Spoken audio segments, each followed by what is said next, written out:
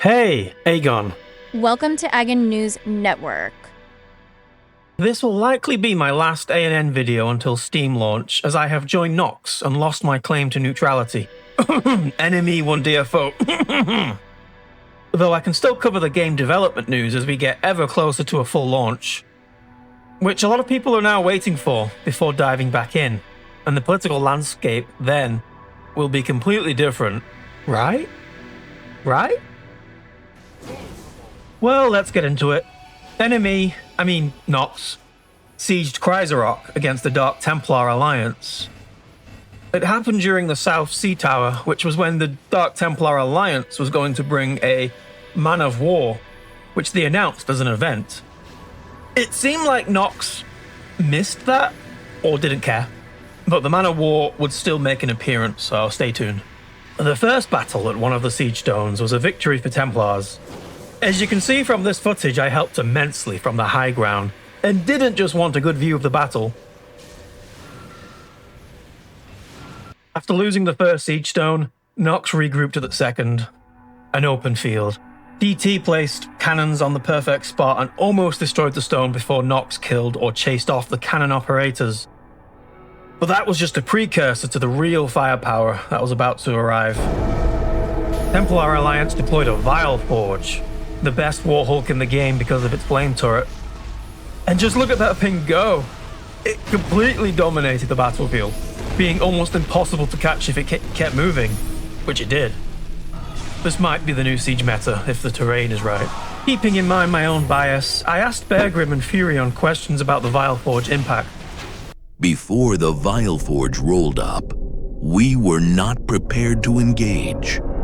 I got mag-stormed and landed on the steering wheel of the Vile Forge, stuck in Warhulk geometry.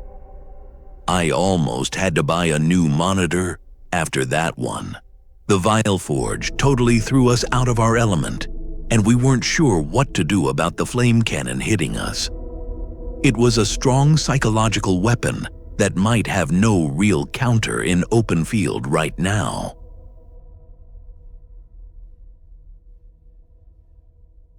I think it's situational, and in the future, people will be thinking more carefully about where they place siege stones, especially if they want to avoid that kind of play. The plan was a bit of a gamble since it was our first real test of that strategy, but it paid off. From our perspective, it completely disrupted your lines and created a lot of panic.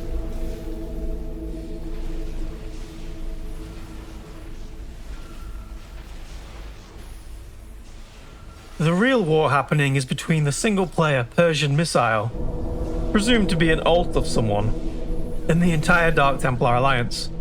He's been dedicated to destroying their structures all over the map. I knew I had to question him.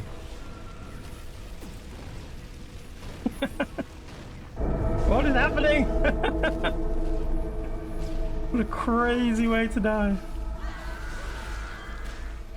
They have built the ultimate serve. Celestos mans, they let no one have a chance to win anything. This need to stop, it's them to split the ally and they disband clans and match. Would you say you're doing it for the health of the game? My goal is to save the PvP and the CV for everyone that wait for this reason. We all need fair fights. When will you stop? When they split and stop searching, I wanna say no ego from them and give to CV fair fights. Breaking news! Yeah, not really. Persian missile might have just been banned. No idea why, but, there you go. After winning the siege, the EU alliance took a Man of War all the way to Lost Untilik and just demolished it. Look at that. Look at that guard tower just melt under focus fire. And it's very cool to see, the big ships and the big Warhulks. Hope to see more. There have been some clan merges as the population falls off a bit. Rangers died off, with the leadership and some members joining Dread Crew, and now Dread Crew and Amen are merging into Dark Templars, and I even saw some core Blackwater members joining Defiance, which as an ex-Blackwater member myself, that feels wrong. I'm telling you guys, it's wrong. It's round! It's round!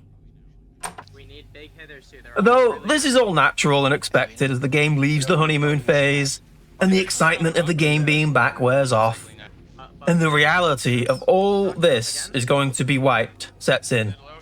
I'm still here for the love of the game, but I do not blame anyone that is waiting for the launch on Steam, because that's the real thing. This is just a dry run, as the game updates to prepare for one last go for like the 5th time.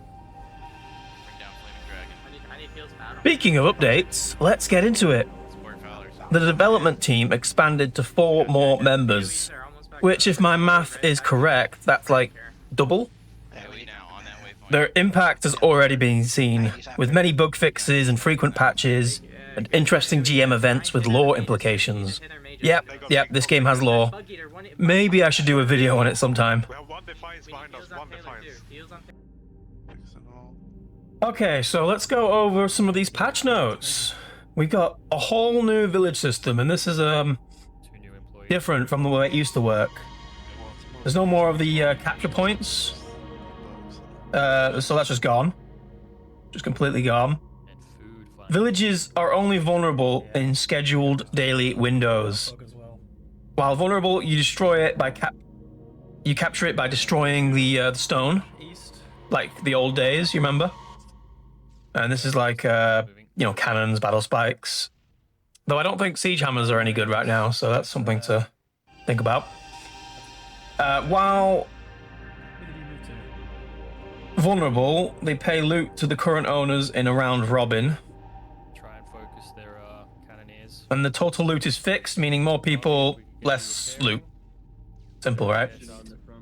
Owning it doesn't make it safe. It can flip right away, so while you capture it during these vulnerability windows, someone could just roll right up 5 seconds later and capture it from you. So you've kind of got to be around, I think, is the idea. That's the design idea, or at least able to get back there. The ownership lasts 24 hours unless it's captured again. So if no one shows up during these vulnerability windows, you just keep taking in those rewards for at least 24 hours. Okay, so here's the fun part. The sea villages only damage from ship cannons. Hell yes! Finally, something to do with ships. I love it. If you were to spawn a regular cannon or a battle spike, it just wouldn't work. Really promoting the usage of ships. And obviously the land one is battle spike, Warhulks. I'm actually unsure if you can still do ships, but anyway, you can see here it has a regen, so you gotta constantly pepper it with damage. And solo is impractical / impossible. At least for land, I think I've seen a sea village get capped solo. But yeah, that's an intentional design choice. Kind of locks out solos a little bit, but yeah.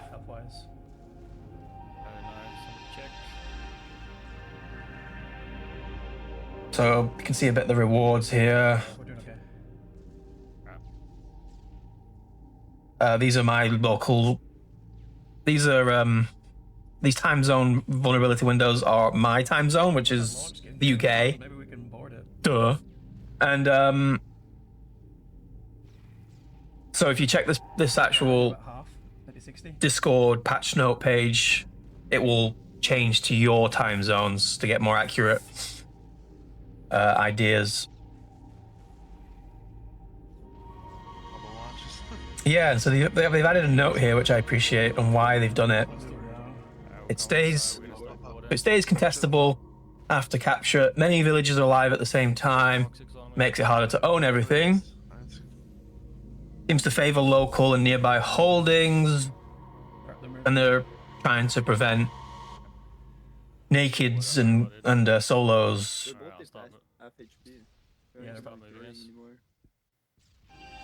Couple of balance changes. A big one here is the food no longer has mana, which is an interesting change, but you remember mana was never in Darkfall Online. Canoness. It used to be just be a flat 20 and 20, I think. I can't remember. So it seems like they're going away from the mana regen food, which makes some food pointless, like for fish and chips, you know, a British staple, is now just expensive or longer stuffed mushrooms. The rage duration was reduced. On the boarding. I think it also costs a bit less too to offset that. And the blizzard is now normal cast speed. You can go ahead and use whatever R90 you like. Don't go in the water yet. Okay, so they reverted recent texture changes. I actually don't know what this is, sorry. I don't think this is the DFO textures. I think I've not noticed any difference, so anyone can tell me what that means. Okay, so they added the combines back. The Q3 to Q4 was removed for a while, but they've rebalanced it. Instead of it just being 3 to 5, it's now actually scales progressively. So Q1 to Q2 is 3, Q to Q3 is 4, Q3 to Q4 is 5, and then the big one is Q4 to Q5 is 6. How we doing? All right. And it's also, the gold cost has been doubled across them. So house stores got changed a little bit. Typho's low. Tenants can use them now, which is great, but they now have a 5-minute cooldown, so you can't just reapply it every second. So if your door gets destroyed, get ready. You're being attacked.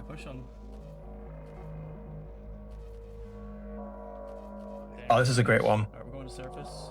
Holding the fire button auto fires on cannons. Huge, huge.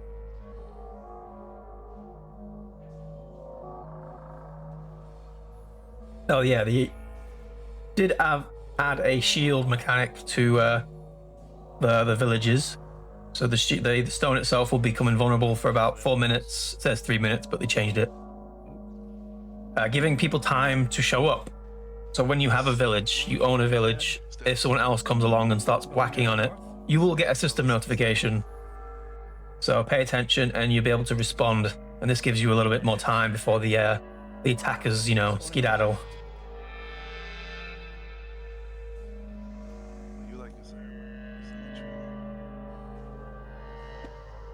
I got one. Close. On the land. Okay, so here's another thing. It just keeps coming.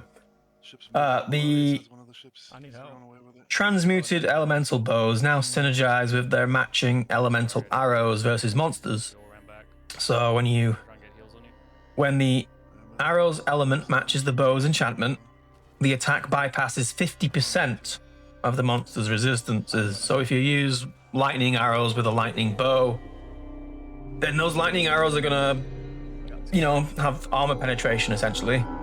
Seems to be a way for destroyers and people to farm with arrows rather than magic every time. Need to get up. Okay, ships. This was a big one. I love this one. Don't do it, pizza. As soon as you step next to me. 25 seconds. Oh, Ships now have a maximum number of concurrent repairers based on the ship size and level. I think we just peed. Larger ships allow more repairers. Yeah. So this is huge because previously it was essentially just the repair shard spamming fest to Gonna try and stop anything. pull And especially with schooners, those are the best. I think they still are. Now they can repair 4, which because people are repairing. you know, with a bigger ship you can outdamage that. Doing way more damage than we can. Ships are also a bit faster. Cool. I didn't really notice, but it's there. I didn't get to test this, but it's kind of neat. Shock charges. Those are the big electric. 50%. I don't know. It's like a giant electric ball that you attach to your ship, and it shoots out an electric shock around the ship, and it now knocks them back a little bit. Love to see that in action, but you know, I'm not exactly rolling in extra ships to test. We also have a slight damage increase. Won't let me know how that works. Yeah, they're gonna try and board now. Yeah, we ain't getting this We're gonna thing take a up. fight.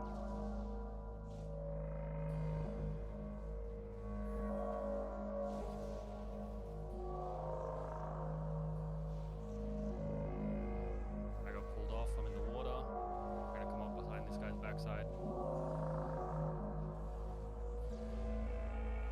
kind of shit. I mean, oh, come on. That's a shit way to die.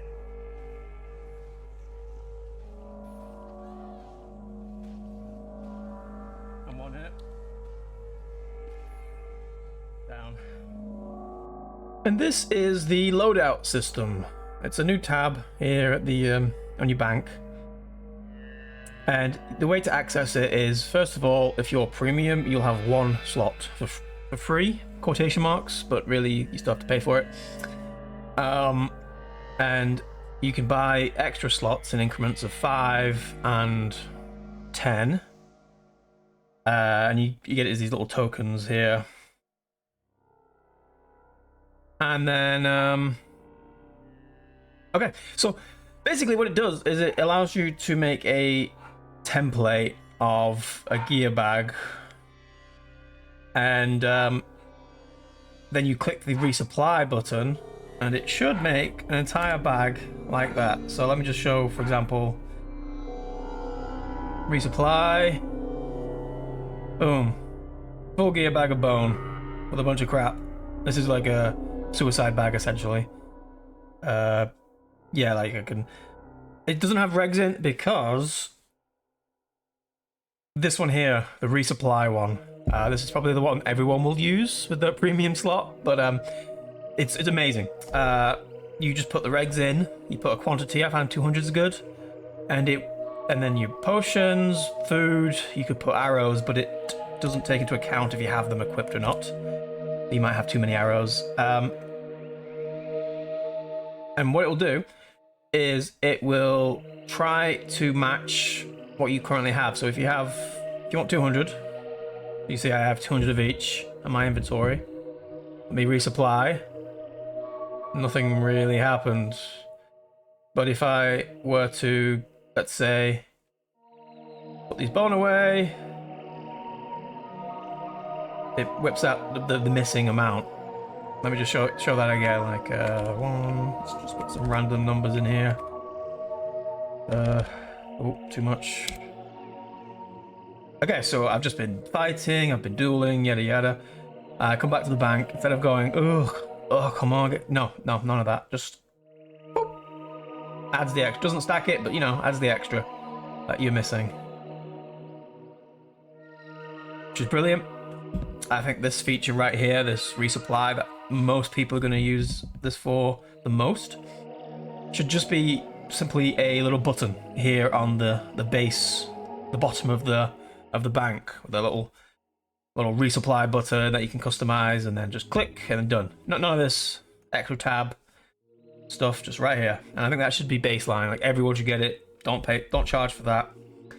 But the actual feature of building a bag, kind of cool. You can still being worked on, so I can see there's some improvements being made. But you can, I made a Q3 full plate one, and you can put an enchant filter on your items.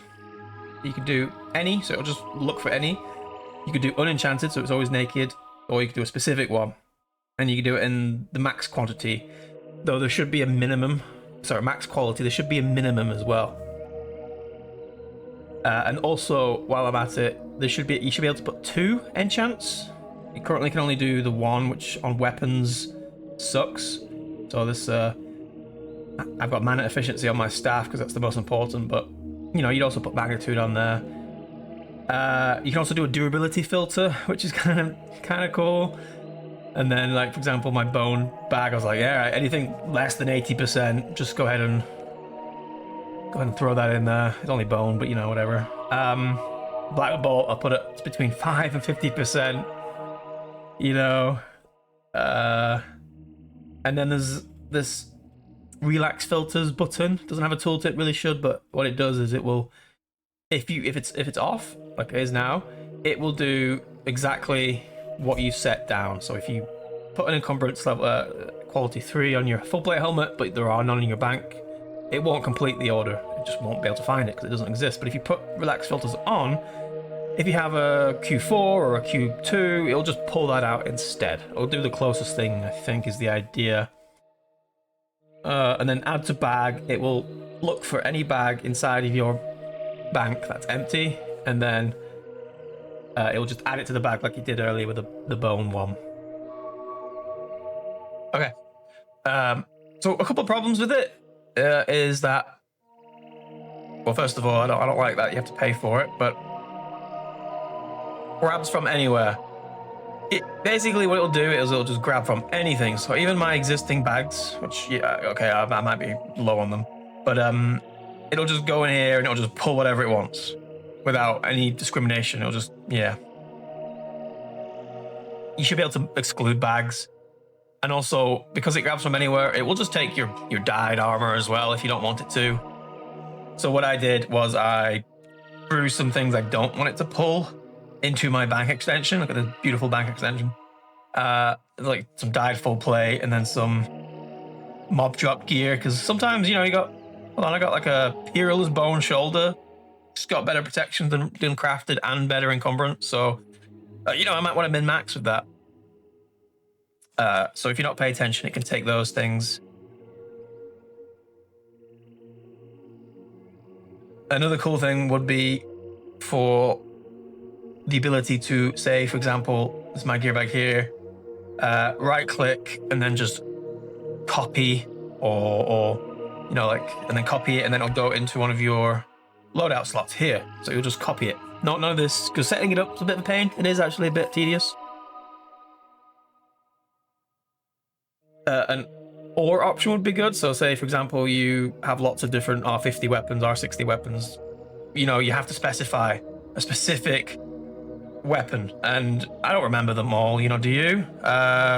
Great swords, yeah. Whoa, yeah. So they're the same weapon. They just look different, have different name.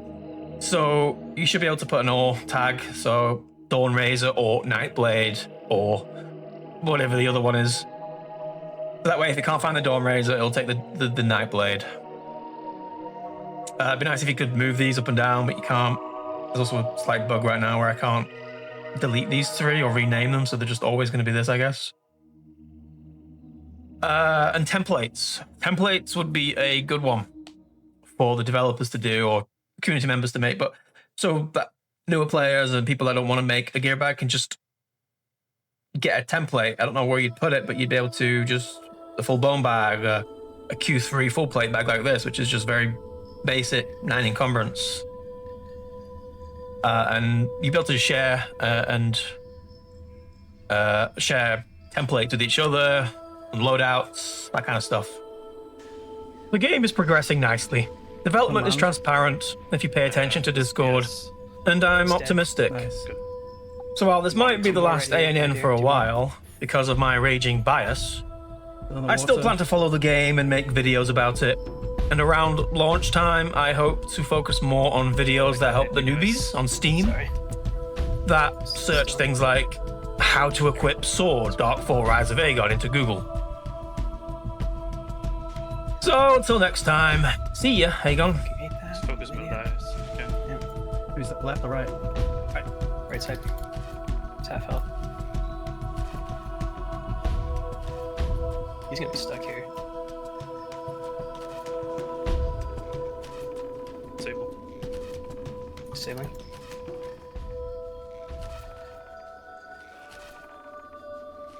Dead. Big dog behind you. Half Harry. No, you don't need to. You can focus him. Third one, coming. I think. Big dog's almost dead.